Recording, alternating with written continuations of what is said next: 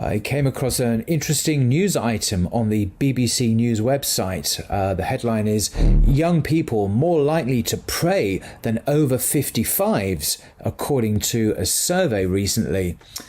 And the article says, young people in the UK are twice as likely as older people to pray regularly, a new survey has found. Some 51% of 18 to 34-year-olds polled by Savanta Comres said they pray at least once a month, compared to just 24% of those aged 55 and over. Only a quarter of older people even pray once a month. It also found 49% of the younger age group attend a place of worship every month, compared to just 16% of the over 55s. The associate director of Savanta said the numbers could reflect the move to online worship during the pandemic. And this is very interesting how worship itself has been changing because of this. Chris Hopkins, this director, added that there were a few theories as to why young people made up such a large proportion of the religious landscape. Firstly, he said, as the demography of the UK changes, minority faiths do tend to have a larger proportion of practicing young people, and therefore, as the population of these groups increases within the UK, so will the prayer habits of the population at large. He also said that an important factor was the impact of the pandemic has had on the ability to engage with one's faith, with virtual prayers and services being held online. It is possible that the pandemic opened up more avenues to prayer to young people, and this is reflected in the findings, he said. And then the article, which I'll link to below, has some examples of a young Muslim woman of 23 from Cardiff, that she prays every day, and she says she found her faith to give her solace in the pandemic. And she says, interesting quote here, I know it's guaranteed, that's her faith, and it's not going to change. I know it's going to be the place that provides solace.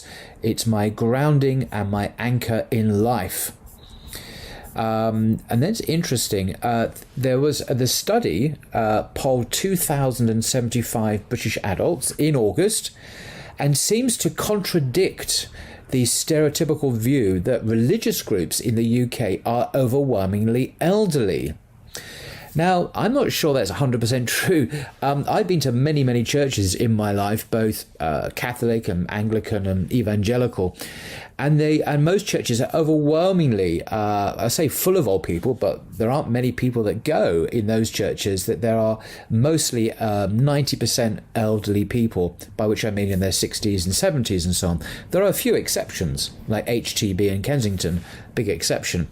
But what struck me in the mosques I've been to, and I was in a mosque last Friday in Shepherd's Bush, and it's basically packed. It's full of young men, overwhelmingly young men. I would say, 90% young men in their teens, 20s, maybe even 30s. And they're all serious about their faith. They're committed, and they go to Jummah every Friday. And what a contrast there between your typical mosque and your typical church. And here we're seeing the future of faith practice in the UK played out, and the direction of growth on the one hand and direction of decline on the other is very clear. Back to the article. Its founder, Richard Gamble, is the founder of the charity that commissioned this survey, said, the study challenged the perception that the UK was a secular society. It is becoming increasingly clear that there is actually a growing spirituality in the nation, he said. That's absolutely true, I think. I think on the surface, our society is certainly militantly secular. It's been taken over by some strange ideologies, which I won't go into, but on the street level, so to speak, and real people, that there is, particularly younger people, there is certainly a seriousness about spirituality, about purpose, meaning, God, the divine, which I personally found incredibly refreshing and encouraging for the future of the well-being of our country and for people